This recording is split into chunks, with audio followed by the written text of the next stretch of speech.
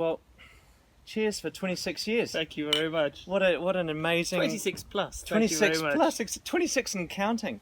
should we start at the beginning? What was it like to stand next to one of the originals and to have both Al and Simon in the group with you? They were amazing.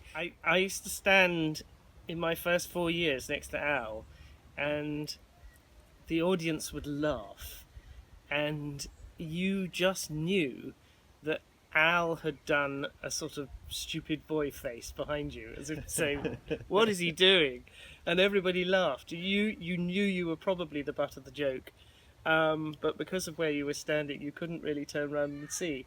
But he was amazing. Actually, both he and Simon were fantastic colleagues, and Simon is an incredible detail man, and nothing is too small not to be important. Mm-mm. For him, it was every detail needed to be right, and that's a good lesson to learn. With Al, it was just someone who was supremely confident and happy on stage, a man who just sort of lived to be a performer and was amazing. So I got to learn a huge amount from both of them, and actually also from Stephen and Bruce and Bob, who were my other colleagues. They were it was a good bunch, and likewise all over the years it's been the same. You learn a lot from the singers that are around you. One of the things I've always found interesting is that I think for Simon and Alistair, they viewed the group subtly differently from everybody else that has been in the group. They had never seen the group from the outside, obviously until 1993 when they retired and the group carried on. But they maybe had a slightly different attitude to it, and I think also they maybe were a little less confident in the success of the group going forward, because they took nothing for granted, because they had been part of building it up. Whereas for all the rest of us, we had grown up knowing the group and seeing it as this successful group. I myself had seen the group in concert back in the late 70s when they came and did a concert at my old school, Winchester College. I remember being sort of amazed by the sort of a sort of classical vocal group could be funny, could be entertaining, but it could sing serious music. Yes. I thought that was amazing. I never had a thought that that's what I would end up doing. Even when I started as a singer, when I left university and I started making a living as a singer, doing some early music and Yes. consort work and stuff like that. And I never really thought the King Singers would be for me. And then I got my phone call from Bob, out of the blue, saying, your name has been given to us by a chap called Peter Gritton, a fellow countertenor. He'd suggested we get in touch with you. Thank you, Peter. And said, you should listen to this chap. And I went along and auditioned in the summer of 1989. Gosh, that sounds a long time ago. It sounds like the name of a song or something, doesn't it? How old were you in 1989? I was 5. Oh, excellent. That's good, isn't it?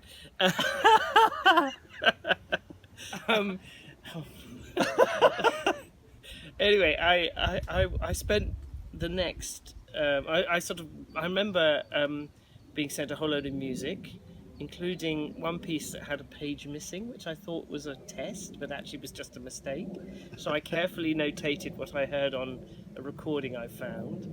And then I went along for my first audition.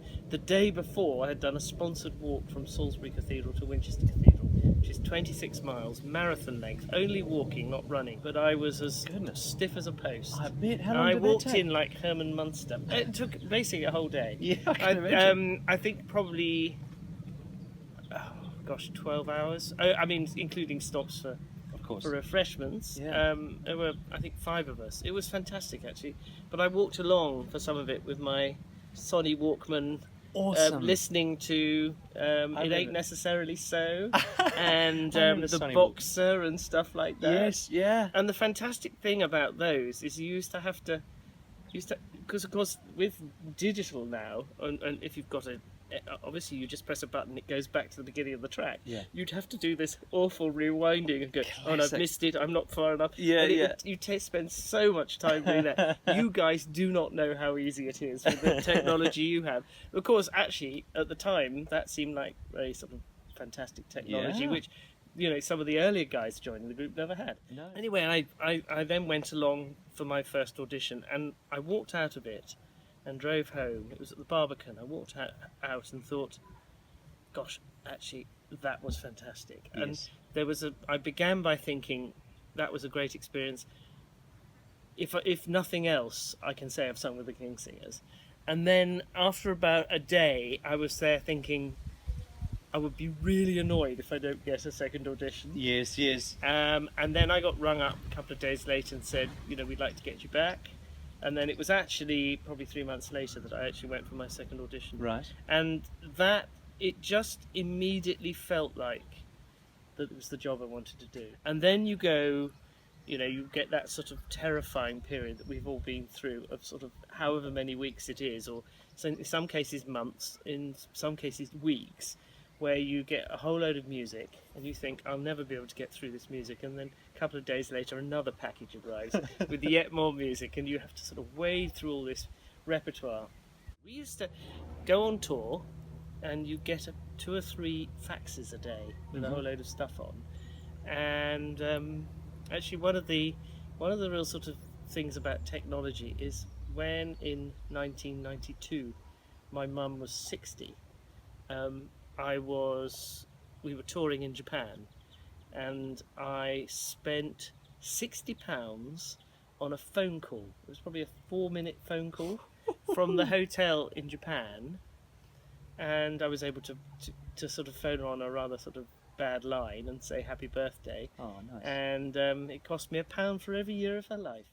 It's very interesting that you know you were there pre-internet, because the group's image has had to change from the days in which it was on TV a lot, and when things like those TV shows with lots of different sort of performances, I think, you know, were the sort of rage, you know, and the group was on radio, and there weren't as many radio channels perhaps to choose from. In fact, there weren't as many TV channels to sort of choose from. And now in this age, there's this incredible demand, isn't there, on social media for the group's profile, and we have to be savvy with Facebook and YouTube and Twitter and Instagram and all these different things. And in fact, recently we've obviously moved to have our whole repertoire digitized and put on iPads. And I mean, what an extraordinary change, even within your time in the group. Yes, and what it doesn't change is the sort of start. Well, not what it doesn't change is the sort of joy of actually standing in front of an audience. Yeah. But what it does change is the access that people can have to you when they're not coming to a concert. And I think it has been a hugely beneficial thing for the group. I don't know about you, but I love going on YouTube journeys. And you might start with some free climbing, and then some, I don't know, some BMX things, and then some football highlights, and some singing, and I might skip some of these. Yeah, sure. but it's amazing how one video links onto another. And I know that, I'm sure you've had this as well, that people have come up to me after a concert and said, I discovered you guys on YouTube recently, and then I saw that you were performing, and I had to buy a ticket. Yeah. And I think that's so cool, because that has changed how everyone accesses music, as you've been saying, you know, and our fan base has grown exponentially, you know, and people from all around the world can listen to, you know, in some cases there are entire King Singers concerts on YouTube that they can watch, you know, and as well as the odd track here and there, and I just think it's wonderful, and so our fan base has grown, and we've been able to go to places, you know, all around the world. And even in my short time in the group, I know the group has revisited Australia and New Zealand after an absence of over 3 decades. We've been to Serbia for the first time. We've been to Brazil and Ecuador and Chile for the first time. And I'm sure I've missed a few places off. I think we've been to Yellowknife and the Northern Territories of Canada for the first time. Yes. And you know, and it's so exciting for me. But I mean, you've had 26 years of going to places for the first time, you know, and going to some old favourite haunts as well. But, you know, what are some of the places that you can look back on and go, oh gosh, I remember that, or I would have liked to have gone there, or any surprising venues in a good way or not a good way, or Well, mostly in a good way. I mean, I think there are nice memories of everywhere in some ways. Often it's to do with people you meet. There are obviously all the big venues are always incredibly exciting, but sometimes it's the smaller places that you sort of are not expecting very much, and you sort of turn up somewhere. And there's one that I do remember, and in fact, I have particular happy memories of going for a walk with you and Johnny, and that's in Frutillar in Chile. And we turned up at this, I think we flew down from Quito, and we touched down in what's the city north of Frutillar? Anyway, wouldn't have been Santiago, no. well, we think we stopped in Santiago and changed planes. Anyway, we went down. It's probably an hour's flight south of Santiago, and then we drove down, and we found ourselves on the side of a lake. We were staying in this lovely little sort of guest house hotel. Yes. And with beautiful sort of old-fashioned rooms, and it was this amazing community, and it had quite a lot of German.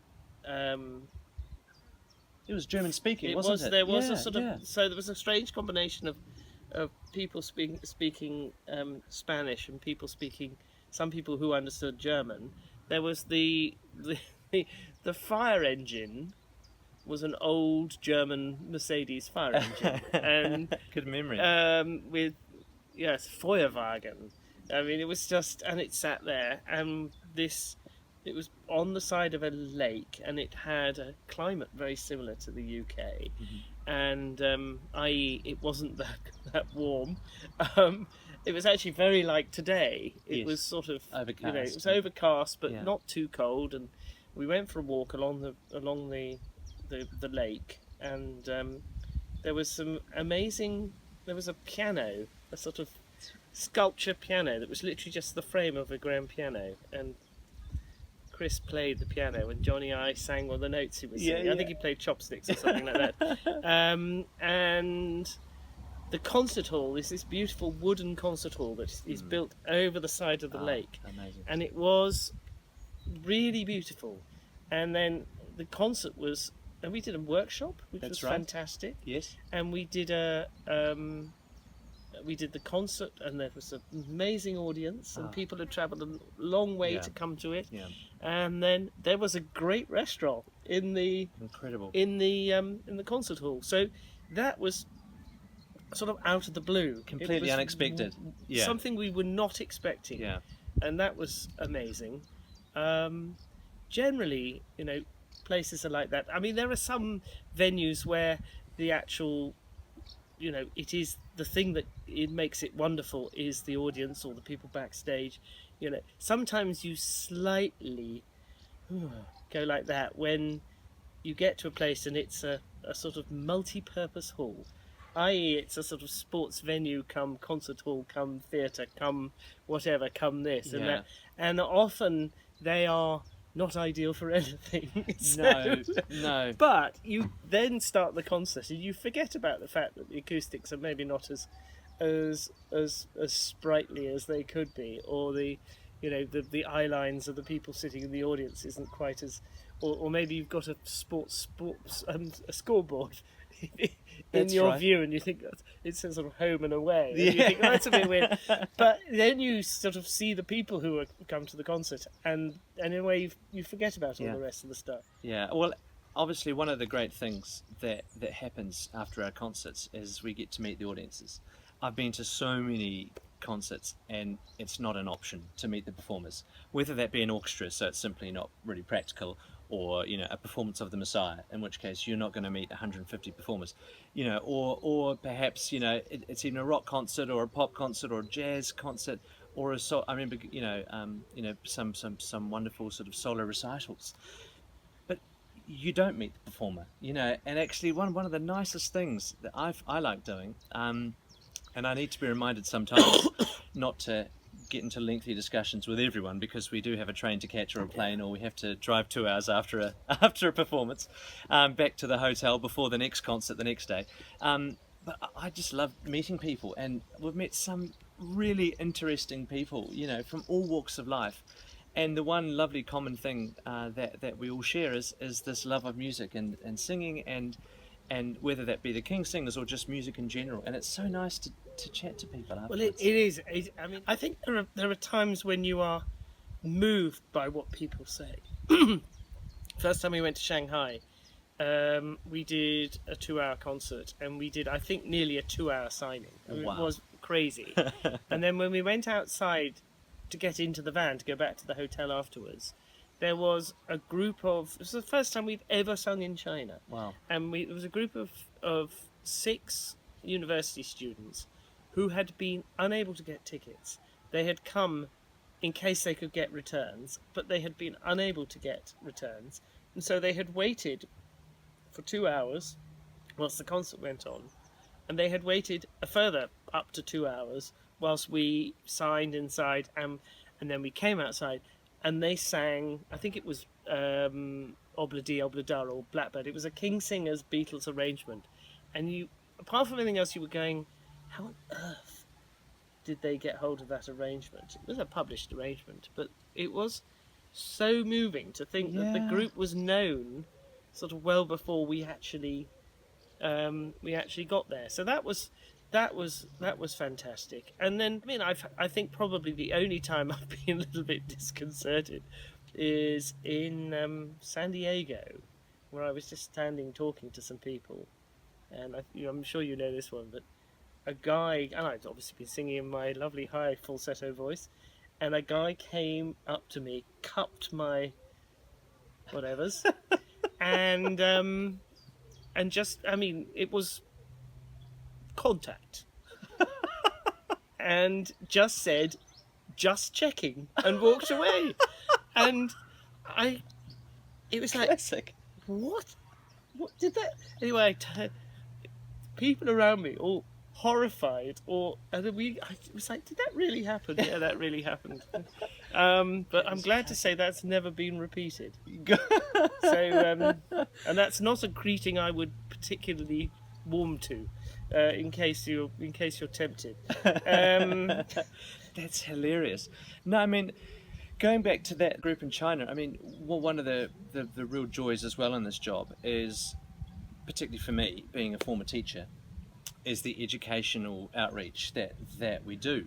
Whether it be week-long sort of residencies in either England or coming up in the States, or as you've done on numerous occasions as part of the Schleswig-Holstein Music Festival. And what's cool for me is to see some professional groups out there now, and they've been coached by the King Singers however many years ago. And that must be one of the nicest things, to sort of know that the work you have done has made some impact in some way, whether great or small, to these groups going from an amateur group to a professional group, and now being colleagues. And I think colleagues is the right word.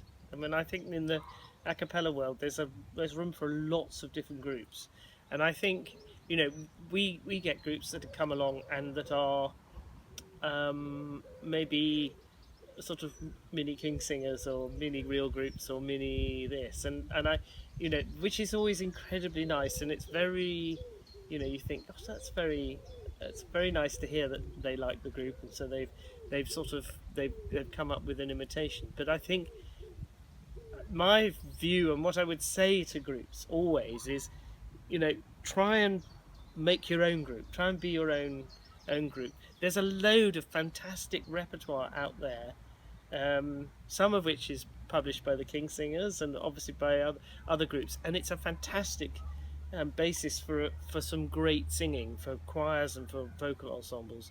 But actually also try your own stuff, try and get your own arrangements done for those voices. One of the joys I've had in all my time in the group is more and more of the things we sing have been specifically written for me, and so they are sort of tailored for my voice, and so which has maybe created a slight shift in the range of the top part of the group over my predecessors, and and so therefore things hopefully suit me.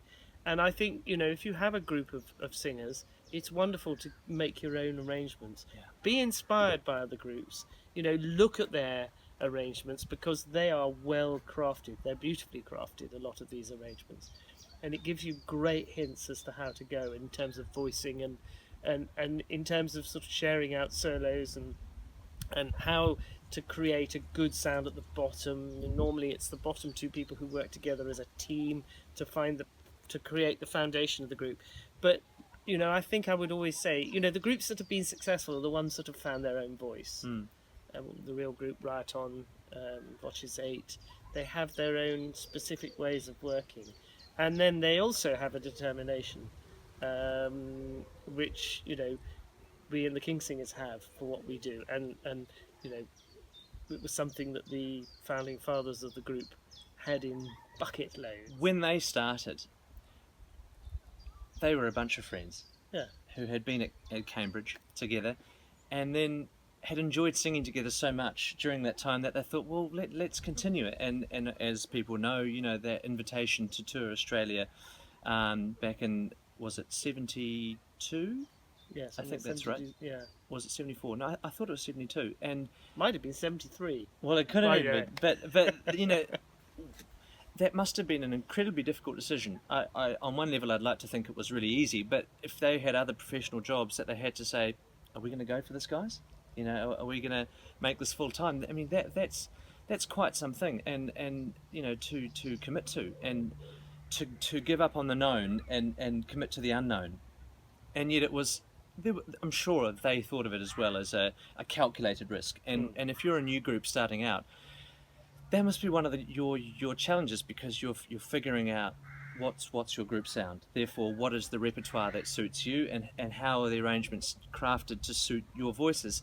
But how does a group make that decision to turn pro? I mean, is it just a case of being in the right place at the right time? I mean, obviously six part male a cappella groups are going to, whether that's fair or not, are going to be compared to the King Singers, and yet there is space in the market. It's a big world, and there is space for them to do their own thing. And I guess it's just a case of being brave and having a go. But I feel very fortunate. I've joined a moving ship, or I've joined something that's already been in existence. And one of the successes of the King Singers has been that each membership that has come on has relied on the fact that 5 members are staying. Yeah. And so there's a consistency. Sometimes 4. Sometimes 4. Sometimes 4. That's right. You're right. And that's kind of what the group has relied on. That there's this consistency of approach, and each new member buys into the ethos. Well, it's interesting. I know that when the first the group that established itself was not actually the absolute founding group. Sure. That founding group was Martin Lane and Al Hume and Alistair Thompson and Richard Salter and Simon Carrington and Brian Kay. But 2 of those original singers who sang at the debut concert, for different reasons, didn't continue in the group, and so Tony Holt came in to be the group's baritone, and then Nigel Perrin came in to be to sing my part. Well, it was his part at the time, and that's a bit. But the group that was the group that established itself, and then at the end of the sort of first 10 years, Alistair Thompson decided he wanted to leave. I know that at the time there was a sort of, oh my goodness, what is going to happen? Getting a new person could seem very traumatic. And whilst, we don't particularly like our changeovers to be very regular, but actually what I think history has proven, as far as King Singers history has proven, is that actually it's one of the things that has kept the group kept the impetus of the group and kept the standard of the group. If someone comes in and replaces someone, but the legacy of that person remains. Mm.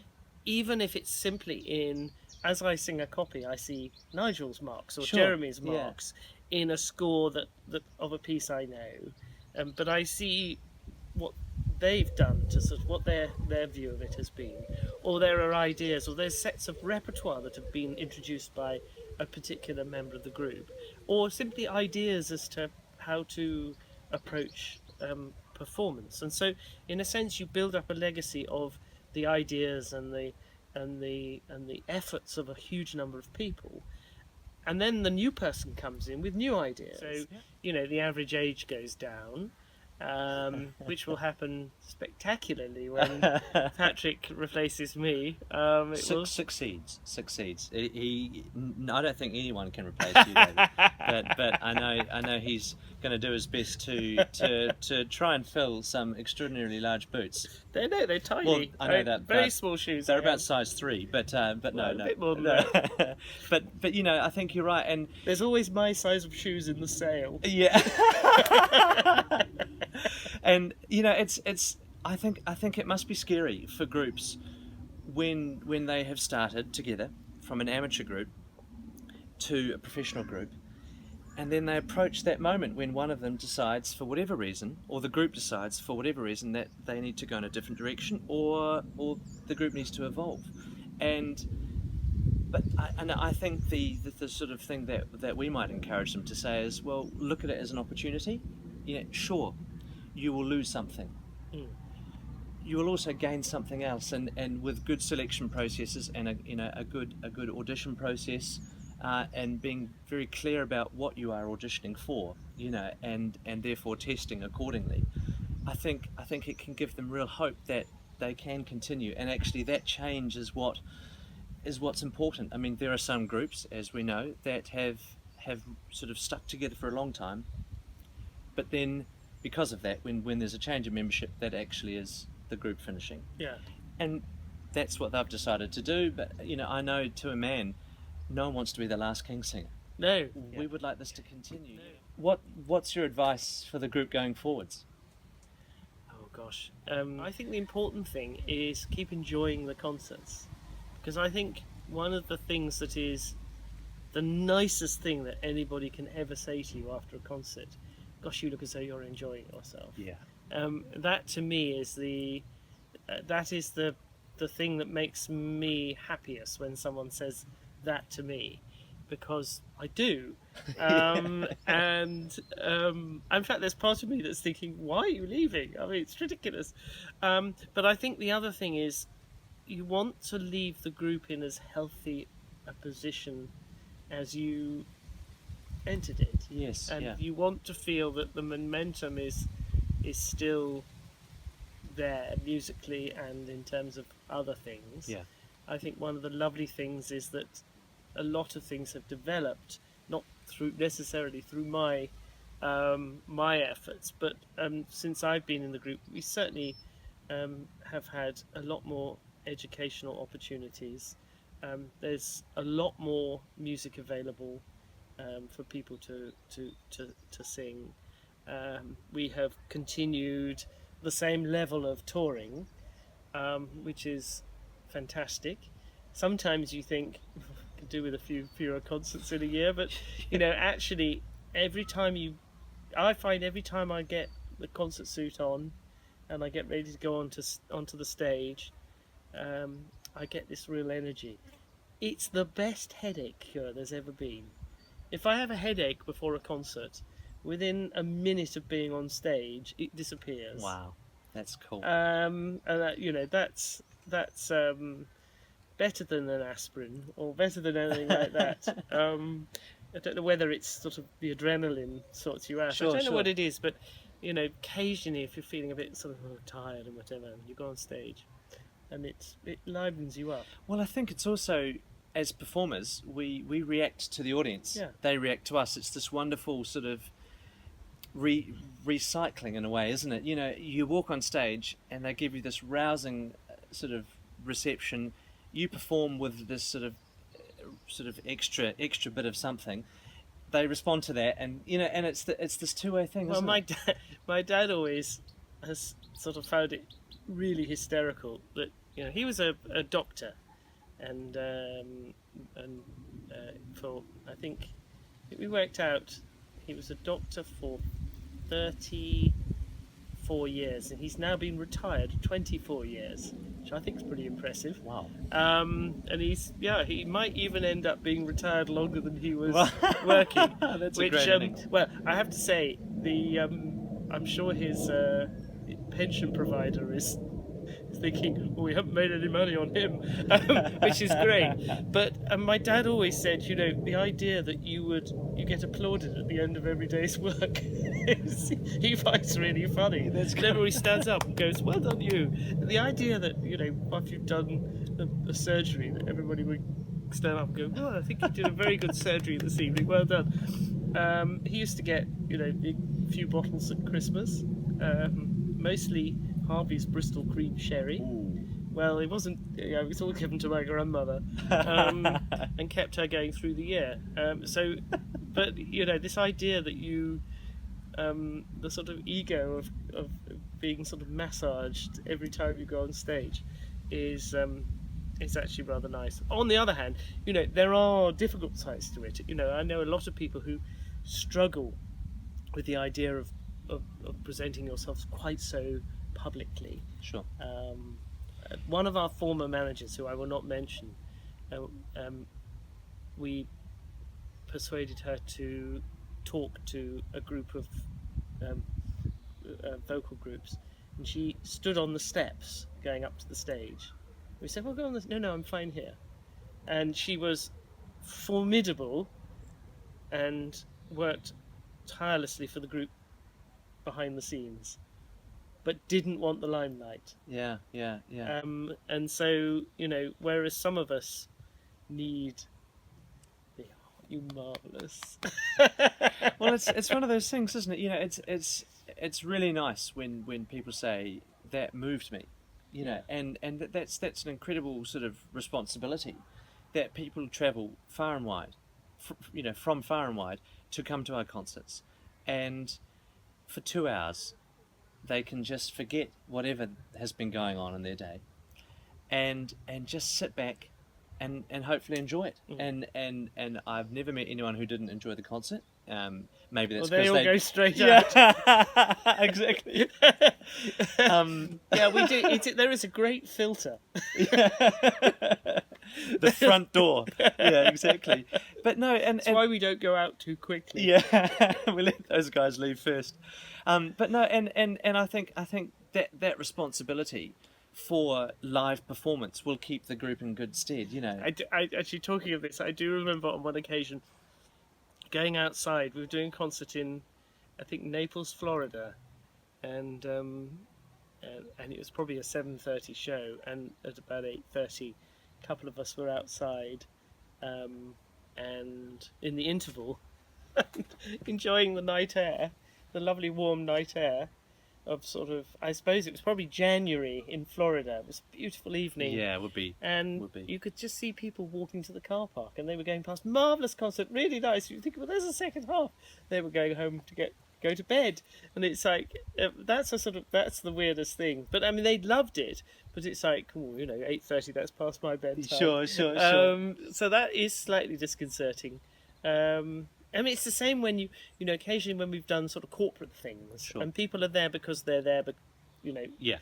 they haven't sort of made quite the same choice, and that's always a slightly more can be a slightly more sticky audience. And yet the great thing is when you win them round, it's like, oh, that's great. Yes. Or a school performance as part of a sort of workshop or something, and you go in.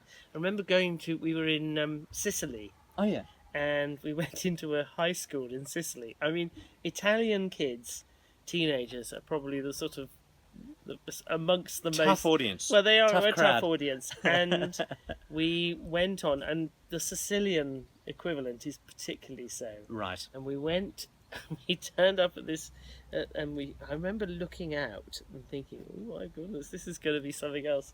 Watching this, and then we went on and we sang a piece called Vecchia La Trosa, which is a sort of Neapolitan ditty, and it's about how It's a terribly politically incorrect piece about how old women should be, shouldn't be allowed to gossip, and if they do, they should be hit with sticks in the street. I mean, it's a terrible text.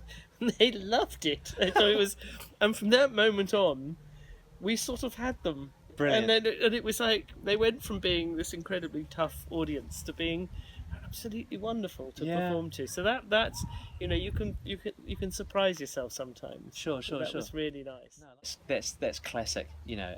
These singing to teenage crowds and bringing them round, and I mean, what are some of your other fondest memories of this last 26 years and counting? I mean, what's kept you going for so long? Is there something in the water down here in Alsford? Yeah, absolutely. I think what's kept me going is a combination of things. One is I enjoy working in a team. That's something that I get a lot of excitement from. I have enjoyed the travel. I have enjoyed visiting some amazing places. I have enjoyed working with lots of different colleagues. There was a lovely occasion when we appointed Tim, and it was the last thing we did before the summer holiday. Okay. And we flew home from somewhere, and we decided that we would hold the final round, what we hoped was the final round, for the second countertenor job. Okay. When Robin left. Mm-hmm. We were going to hold it at Eton College, at the music school at Eton, and which is very close to Heathrow. And so we drove there, and then the auditions happened, and we had a few people watching them with us, and it was clear that Tim was the man for the job. And so we made the appointment. We offered him the job, and he said yes, and it was all rather fantastic. And for him, it was incredibly convenient because he was living in Windsor, so all he had to do was cross the Thames to walk down to Eton, and so it was all rather perfect. And as part of the audition process, I had said to him, I don't know whether we had a CV, but anyway, I think I discovered when he was born, and I suddenly, as I was driving home, had this, oh my goodness, and I had worked out that when I joined the King Singers, my colleague Al, singing the other countertenor part, was within a month 20 years older than me. And I thought, that's a bit. And then I realised that Tim was over 20 years younger than me. Wow. I thought, oh my goodness, how are the tides turned against Right. me? And so I was sort of amused by this. And anyway, so that evening I rang Al. They were having a dinner party, and I sort of decided, so I didn't want to disturb you, but just wanted to let you know that you have a new successor, because this was his third successor, because Yes. there'd been Nigel, who came in to replace him, and then Robin, and now there was going to be Tim. And I said, it may amuse you to learn that, of course, when I joined the group, I was 2 decades younger than you, and now the tables have turned, and I'm now going to be over 20 years older than my colleague. And that was a little bit, anyway, laughed, and then he said, yeah, that's fine, but what it makes me realise is that the person now doing my job is over 40 years younger than me. I've had this situation where Julian came into the group 2 years ago, and he is a marvellous colleague, makes me laugh a lot, as do lots of my colleagues, and but I have to accept the fact that he is younger than my King Singer's career, and by a few weeks. And Patrick is considerably younger than my King Singer's career. But recently we sang at Downing Street, and I don't know why, we were in the midst of singing something, and it happened that Julian's mum and dad were there, and I was looking at them, and with great respect to Mr. and Mrs. Gregory, I sort of knew that I was younger than both of them. And so I went through all my colleagues' parents in my mind and realised I was still younger than all my colleagues' parents.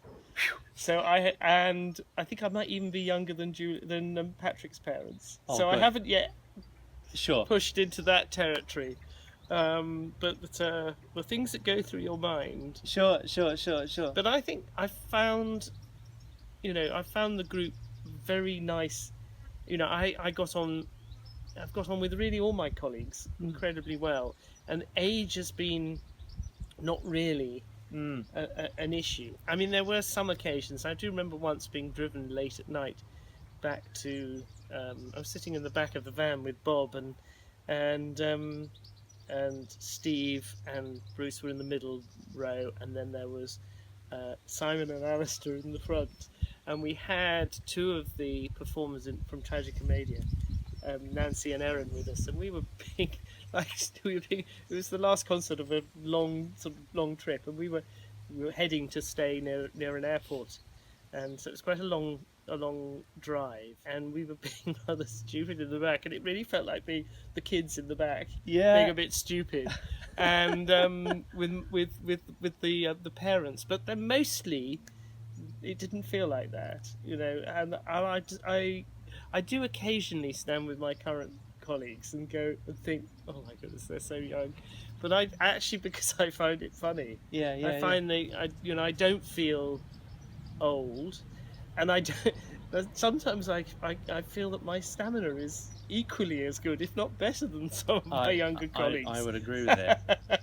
And I mean, that's a really interesting sort of point in itself, because I know a number of countertenors. I know you know a whole lot more, but it's generally not a voice that is sort of that continues as a career into the late 40s and early 50s. It's a voice that is more known in its sort of 20s, 30s, and 40s, really. And I mean, what's your advice to any countertenor that wants to sort of sing for that length of time, and when it's a more fragile instrument, just sort of physiologically it uses the false folds, and we don't need to get into that, but it's a special instrument. It's a really special instrument, and it's particularly well loved in England and around the world to I think a lesser extent. I don't think it's less loved, I just think it's not as common. Yeah, one of the things that's made being a countertenor easy, or easier, has been that those of us that sang as cathedral or college choristers grew up hearing men singing countertenor. Yeah. I mean, it was the all-male choirs had boys singing the soprano part, and the altos, tenors, and basses by adult men. Yeah. So you grew up listening to men singing falsetto. Some of them, were people who you would aspire to sing like. Others maybe less so.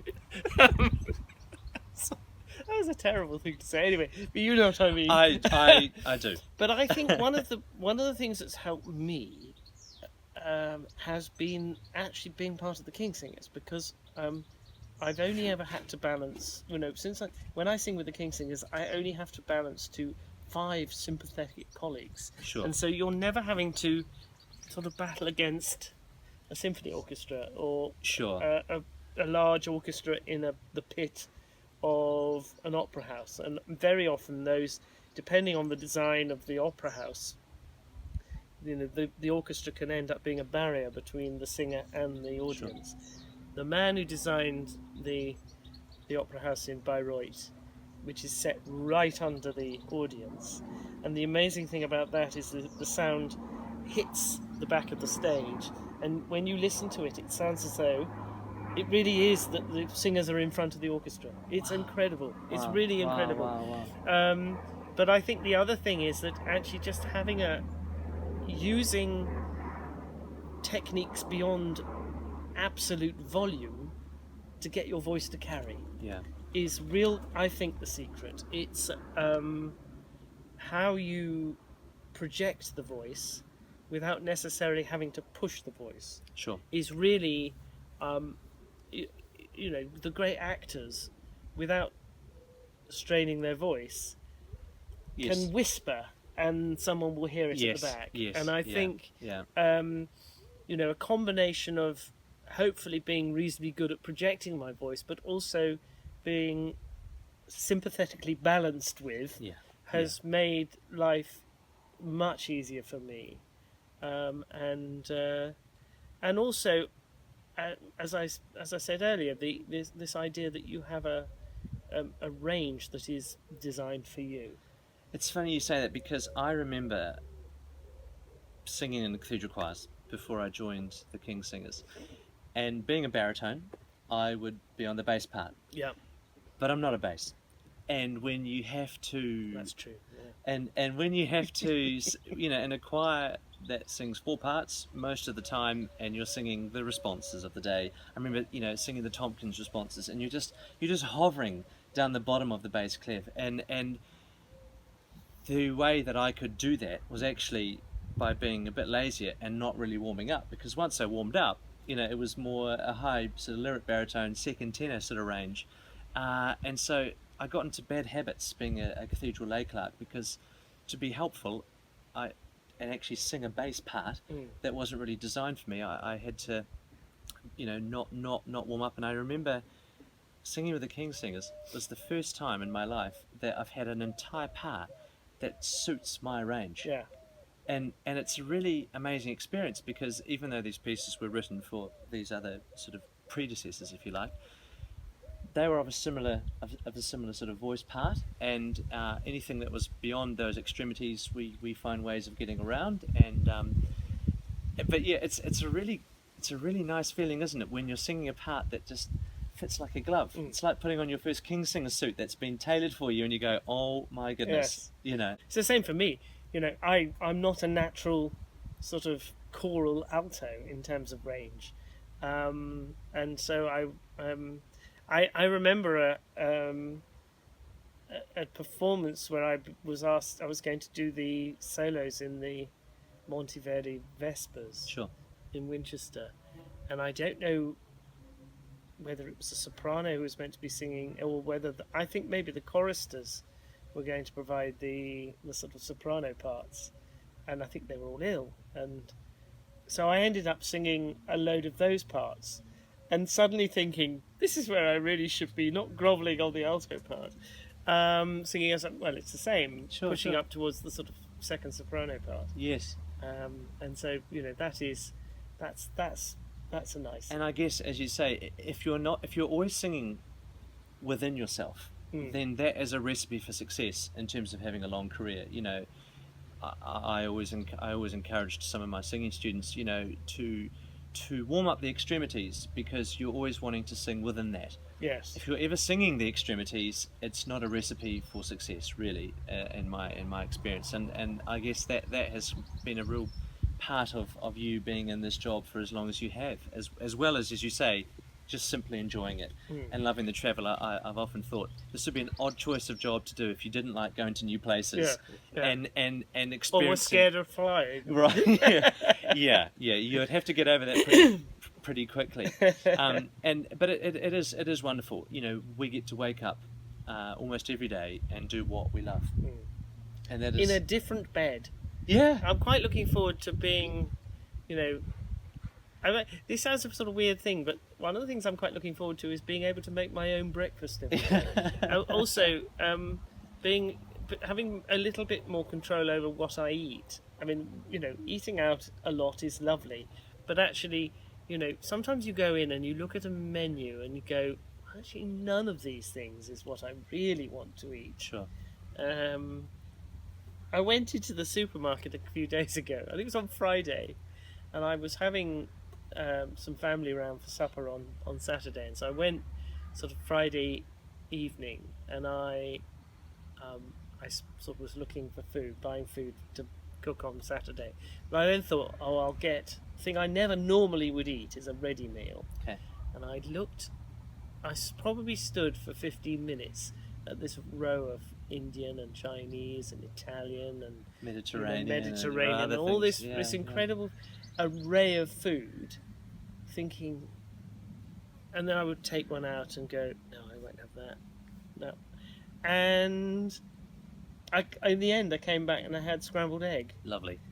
And which doesn't tend to be on the menu of a restaurant we ever go to. Wouldn't that be nice?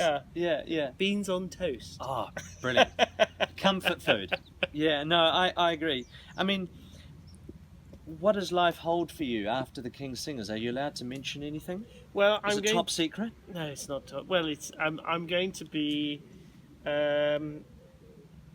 I think my focus will be mainly on some teaching opportunities. I'm hoping to do a little bit of singing teaching, but I'm also I'm going to have an association with the music department at my old school at Winchester College, fantastic. which is just down the road. So I will do. Really, my role there is loosely defined at the moment, but there are lots of some wonderful opportunities there, and a lot of incredibly talented pupils at the school, and an incredibly enthusiastic department with some remarkable musicians in it. Yeah. It's one of the great advantages of a school like that, where they have the resources to be able to have a large number of full-time music staff. So I think they have, for a school of 700 pupils, they have, I think, 6 or 7 full-time music staff. Fantastic. Plus a load of other people coming in, Peripatetic teachers. And so, it's really what all schools should be able to do if the funding was there. Be nice. But I'd also like to have opportunities to maybe to go and do similar things where there is less resource, there is less opportunity. That would be a fantastic thing to do. I will probably do a little bit of singing. I have a couple of things that I will be doing, but I sort of want to focus on other people performing, and my hope is to work week in, week out with groups of singers. I really enjoyed the educational side of the group, but there is a sort of slight sense that we parachute in, and you a lot of it is, you can say a lot, you can give them encouragement, you can give them technical advice, and then they go off and they work on it, and that is it's a good thing to do. But also, I think the skill, I think the people I admire are the people who go in, week out. So I really want to see whether I could actually manage to do that. I have no doubt. So, and in terms of the performance, I will do a bit, but I really want to encourage other people to perform and give them opportunities, and to give them tips and get them sort of hopefully people will sort of, if they enjoy it a quarter as much as I have, hopefully you've done a reasonable job. Yes. So that's sort of what I'm aiming at. Fabulous. But my intention is to have a fairly gentle run into whatever happens next. I suspect that's probably not going to happen. Well, I can assure you, if the offers haven't been flooding in yet, I would be very surprised if the phone doesn't start ringing now. And how nice to be able to give back to where it all began. Well, yeah, absolutely. In a way. I had a very privileged education. I went to a very nice little school when I was 4. Where the school fees were paid in guineas. Awesome. The only thing that you can buy in guineas these days is racehorses, but I think my dad paid, whatever it was, however many guineas per. We were 3 of us at one point at the school, and then I went to choir school. I had a scholarship as a chorister, and then I went on to Winchester College, and I went to New College, Oxford, which is a terrible sort of list of. I mean, we have a campaign to find a leader of a Conservative Party, and that list of places would make people go, oh no, not another. But I I'm a believer in giving people opportunities, and one thing I was given at those places was incredible opportunities, and that should be available to everybody. And so, if you can do a small amount to try and encourage that to happen, our education policy in the UK has been about core subjects and the important things like mathematics and science and language and whatever. But actually, by creating some things as core subjects, you push other things to the periphery. Yeah. And music and art and sport and history and geography and all these other subjects which are not part of the core just get slightly pushed to the side. And the stupid thing is that actually, by doing music, by doing art, by doing sport, it helps you learn your maths and your science and your English language skills. And so it's incredibly short-sighted, in my opinion, not to sort of say, actually, we're going to educate in everything. It's all part of creating a well-educated person and someone who is willing to work hard and will make the most of their abilities. Yes, I couldn't agree more. There's music to my ears, and something I feel passionate about when it's time for me to move on from the group, although I can assure you I'm not in any hurry, is to spend some time in New Zealand working with Kiwis and helping them, fulfill their dreams, because I grew up and again, much like you, I had tremendous opportunities and was in one of the only places in the world that had almost an identical training sort of system, with a choir school and morning rehearsals before school and afternoon rehearsals and then evensong, and so coming to England for me was very much a natural extension of that,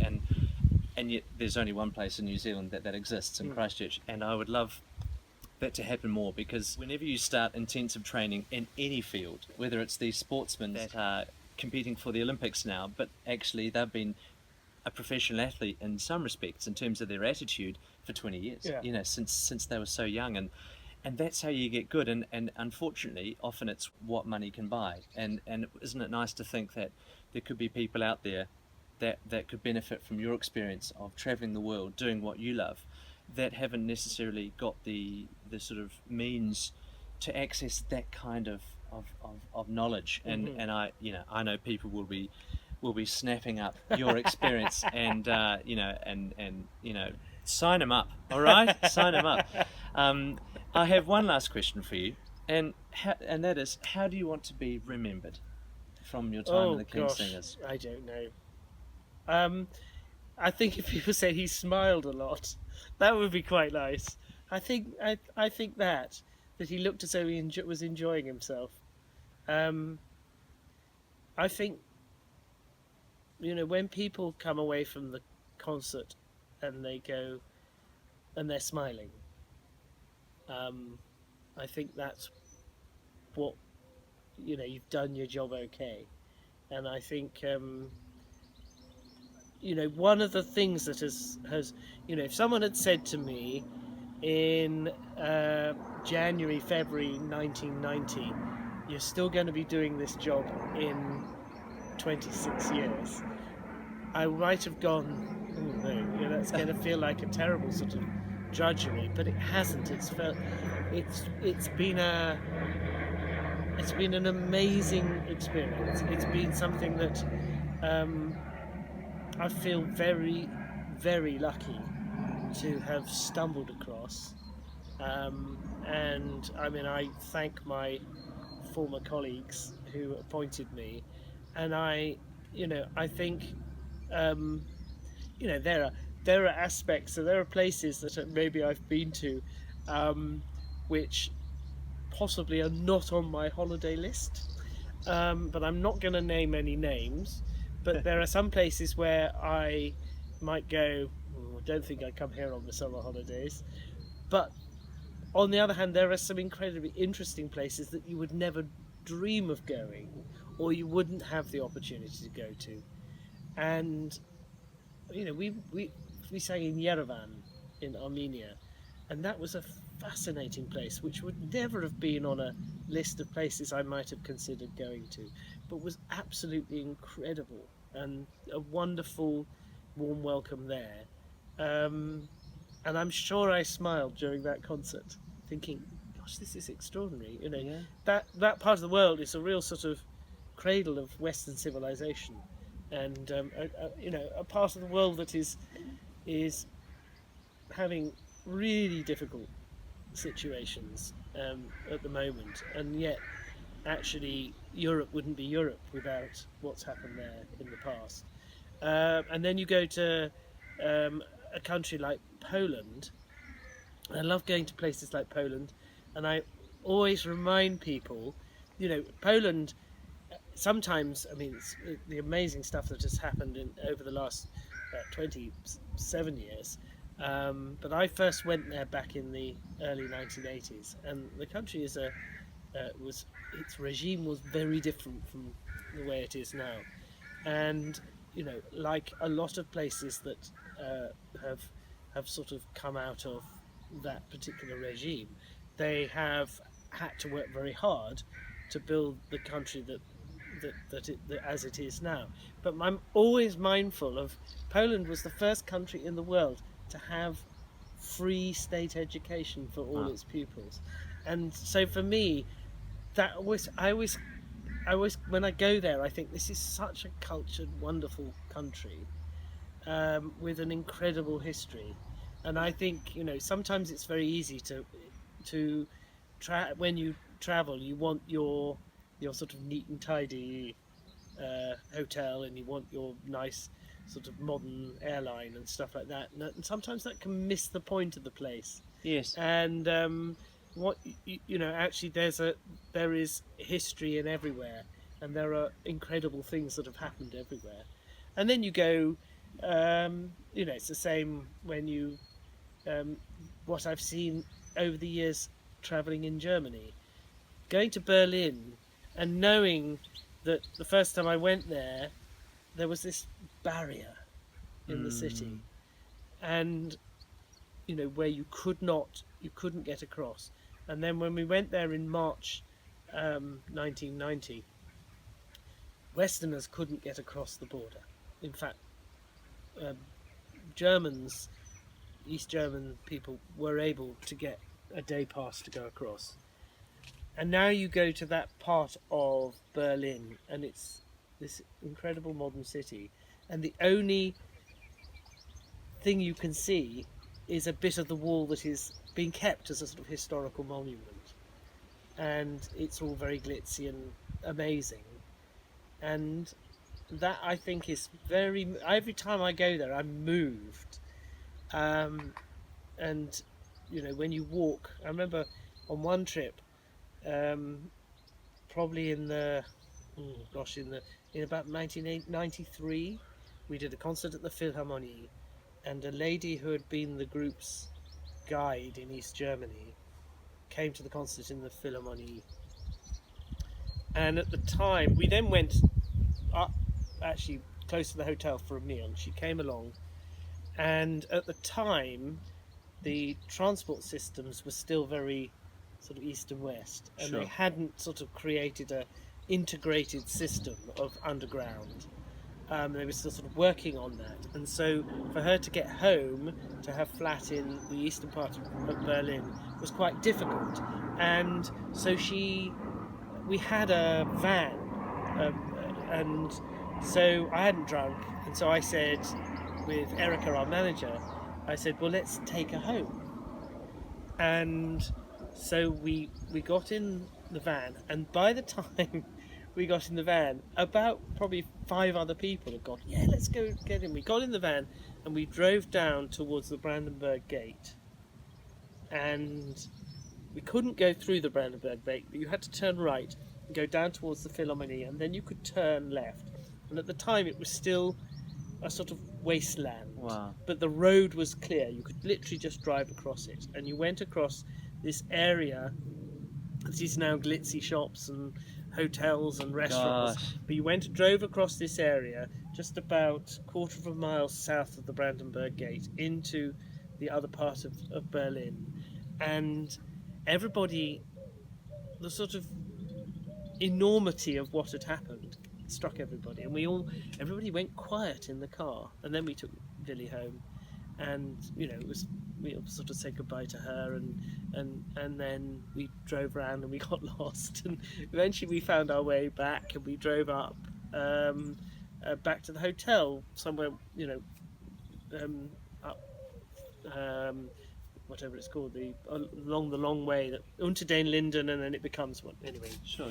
But we drove up to the hotel, and I will never forget that drive because of what it sort of represents in terms of experiencing something in a very sort of personal way that was so big. And but for the Kingsingers, I've never done that, so that's an exciting thing. Yeah. Wow. But there have been lots of those, singing at Shea Stadium before a Nets game and all this other stuff. Amazing. I think you might need to think about, in your spare time, writing your memoirs, because I think there'll be a lot of people that will be very interested in reading those, because one of my memories of you is that you are a storyteller supreme. And just so many memories. And you've heard them all so many times. I don't know what you're talking about. And it's like that, isn't it?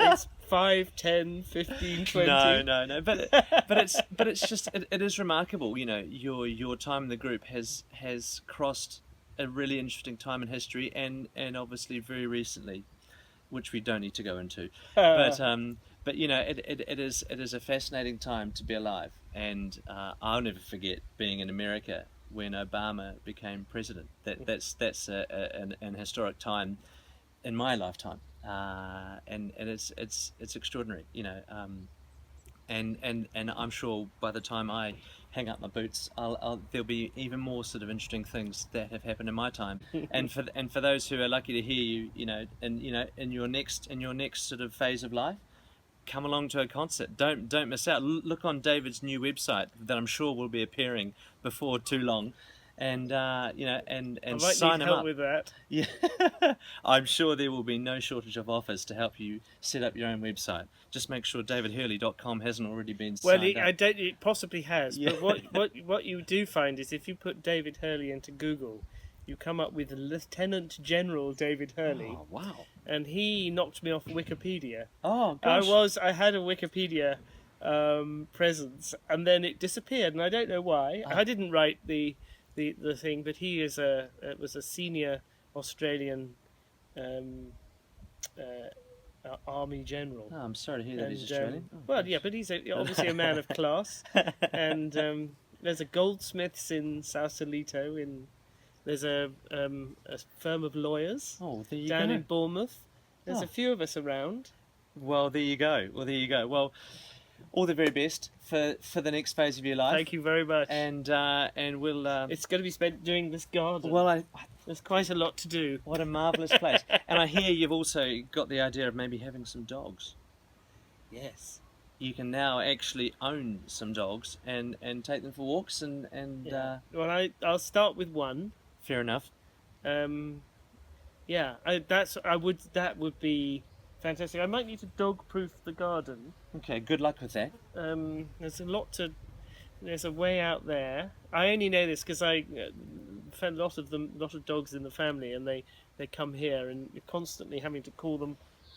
My sister's terriers like to go and say hello to the chickens next door, which is not particularly good idea. But they're my mum's as well. He likes to go under the gate there and head off. So it needs a bit of work. It does, just to sort of fence us in. Well, you've got time now, and you can just do things in your own time whenever you want, and there's no sort of enforced early morning wake up calls or late night. Oh no, but when you get to my age, you do wake up really early. Sure. Particularly this time of year. So, what are you going to miss? Oh, the concerts, the colleagues. I think that's the thing. And I think the concerts, the colleagues, and the chords. That's nice. What I'm going to say. I like that. I think that's just some of those ringing chords are really fantastic to be a part of. So I think, in no particular order, it's that. Yeah. I will miss my colleagues, because I'll have to find other people to make me laugh. Well, and bemuse me. if you like, I can keep sending you the schedule so you can call us whenever you need something, like that, and I'm very happy to oblige. Yeah, absolutely. Yeah. I probably don't need that. I'm not sure I do need that. But no, I will miss. I'll miss those moments of, it could simply be stopping for a cup of coffee on a journey, or I think it's when it's a particularly lovely relationship you have. It's a bit akin to siblings, to a group of brothers, lots of brothers, because in a sense it's a slightly closer relationship than pure friendship. Yeah. Because as with brothers, you can infuriate each other from time to time, but yet somehow, whereas if a friend infuriates you, just think, well, I won't see them, but there's a closer connection. Yeah. And so you sort of get on with it, and so that's what makes it a really close bond, and also actually because you rely on each other so hugely, and that's important as well. That's a significant thing. I'll miss some of the places. I'm gonna cry now. That's 26 years is an incredible achievement, and I know I speak on behalf of the many people who watch this and saying thank you for 26 years of smiling and the most beautiful instrument. And we have recordings to remember you by, but also for those of us who have been lucky enough to hear you live in concert, those are memories that will live on for many, many more years, and so thank you. It's the great thing about leaving, is that hopefully you won't muck it up before. You'll leave the memories of the good things rather than mucking it up. Well, I know you're going out at the top. You're going out when you can still do the job, and that is what we all hope for as a performer, to leave when we know we could still do it, and leave people wanting more. I think that's the key. Well, it's just been great to chat. Well, I'll just finish with one thing. We were in Versailles, and we did a concert, and some people were there, and they said they were planning to come to my last concert in Menton. And I said, oh, that's very nice. He said, yes, we want to see you blub. Well, book it in if you want to see David blub. August the 6th. Yeah, it's in my Menton. birthday. Making me cry on my birthday, that really is not a good thing. You won't forget it. No. Well, we've got a few more concerts to enjoy first, and we shall enjoy them. And what amazing memories, and there'll be stories to tell for generations to come. Absolutely, I can tell them over and over again. We can't wait to hear them. Take care, my friend. That's my pleasure. And we'll see you soon. I'll make you lunch now. Sounds marvellous. All right, over and out. For the outtakes, is there anything that you're not going to miss?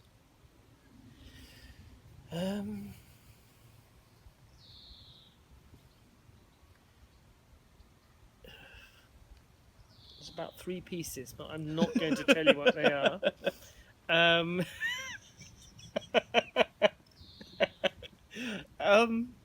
There's nothing I really will. Oh, I know one thing. I'm so, and my colleagues will understand this. It's those days that sometimes days follow days where you don't get a chance to have a proper meal, and you find yourself in yet another motorway service station having sort of food but it was maybe prepared 5 hours earlier. And or it's yet another cheese and ham roll, or whatever, and I don't think I'll miss that. No. But there is that moment where you've we actually very recently we had a few days where we were rushing around, and things went wrong with travel, and so we were a bit whereas one day we said, okay, we're not going to have supper in a motorway service station, but things got away with, the weather wasn't great, and so the journey took longer, and so we had supper in a motorway service station. But then when eventually you do sit down to a decent meal, that is very nice. So I won't miss that. I will. I think that's. There are occasionally pillows that I don't like. We had a very friend of mine who's a soprano put a thing on before the dreaded referendum. She put a thing on Facebook about European pillows. She was a Remainer, I hasten to add. She put a thing about European pillows, and she had one of those lovely big square German pillows, which I personally like. My colleagues not so convinced, and she described it as a European pillow, and I pointed out to her that was being a bit Faragian, and that it was probably a German-speaking country that would have that. In Switzerland they like them, in Austria and Germany, and they're very, very big, and they've got very lightweight feathers in them, down in them, and you really have to sort of squash them together to get any. But I like those. I find those comfortable. I don't like the French bolster along the back of the bed. Don't like that. I can't stand foam-filled pillows. And I go into a hotel in America and I hunt for the flattest pillow, and not those sort of ones that leave you like that, because they're foam-filled and they don't have any give in them. So I have not succumbed to taking my own pillow on tour. Sure. I'm not that middle-aged yet. So some of the pillows... That's all to come. You can start taking your own pillows on tour. Well, I won't need to, because I'm going to simply be at home. How lovely. I actually have German pillows here, which my colleagues don't really know. Big square pillows. That does not surprise me. And I have standard ones as well, but all filled with nice quality down. No foam foam pillows anywhere here. So what else would I? Do you know, even delays? I don't mind delays. I really enjoy. I enjoy long car journeys where you just sit and think, and I enjoy. One of the things I have noticed in my colleagues is that we were talking about technology earlier on, and how technology is has changed, and actually my people bring more and more stuff with them, and there's we travel with our iPads and other nonsense like this, but actually when we arrive anywhere, I literally sort of am ready to get out of the van or the car. My colleagues, it's like, you've got to you take your headphones off, you unplug them, you fold them, you put them in the funny little case, you have to go like that to the cable and put them in, and then you have to start putting stuff into your trundler or something. Yeah. So I won't miss that. The other thing is, I like my luggage to go in the boot of the car. In the trunk, as they say in the States. I think that's where it should go. Some of my colleagues don't like being separated from their stuff, and so when you get into the car or the van, you share a lot of that space with a huge amount of sort of big cases and suits and stuff like that. So I won't miss that. Tim and I are always on time for everything, and I wish Tim all the luck in the world to try and we have once since Easter we have once left on time. I think this is a part of the conversation that I should quickly move on from. I've got a funny feeling that might be to do with me. Not just you. But yeah,